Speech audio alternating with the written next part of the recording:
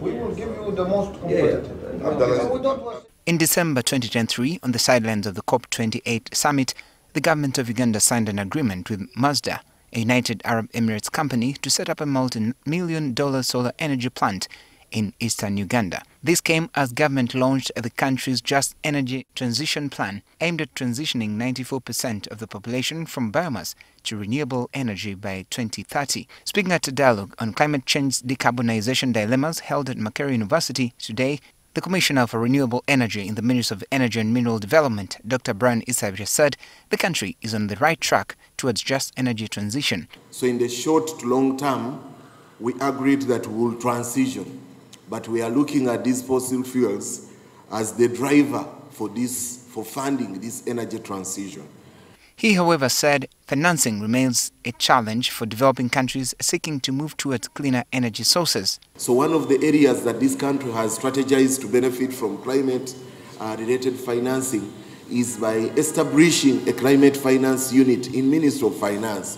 Makerere Law School lecturer and researcher Dr. Sylvie Namwasa said while it is good for the country to push for cleaner cooking alternatives, sudden and blanket bans on charcoal trade would disrupt multiple interests and can create new sets of problems for the country. Charcoal will likely remain with us for a while, and it cannot be wished away through executive orders.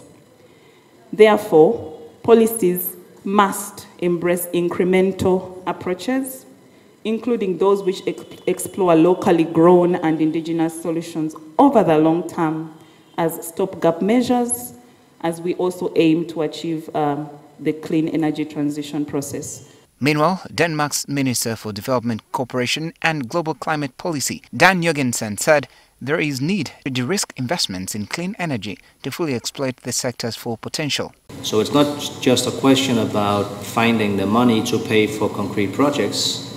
It's actually about finding the money very often to de-risk investments or to capacity build to create the enabling environment.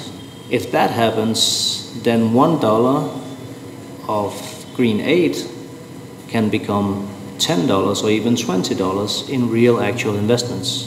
He expressed concern over failure by some developed countries to deliver on their commitment of the climate financing to support developing countries. So when we look at the 2022 numbers, those 100 billion is there. Bad news is it should have been from 2020. And the really bad news is that 100 billion is far from enough. He revealed his government's commitment to support Uganda's journey to energy transition and also building resilience. New money that I'm talking about here, the 95 million US dollars, is for the next 5 years. Many people are affected negatively by climate change, and it accelerates a lot of other problems. We hope to be able to help build more resistance and resilience towards these negative effects. Knowing that over 90% of the population in Uganda relies on charcoal for cooking, the experts here argue that there is need to provide alternatives if the ordinary people are to embrace these new technologies. Benjamin Jumbe, NTV.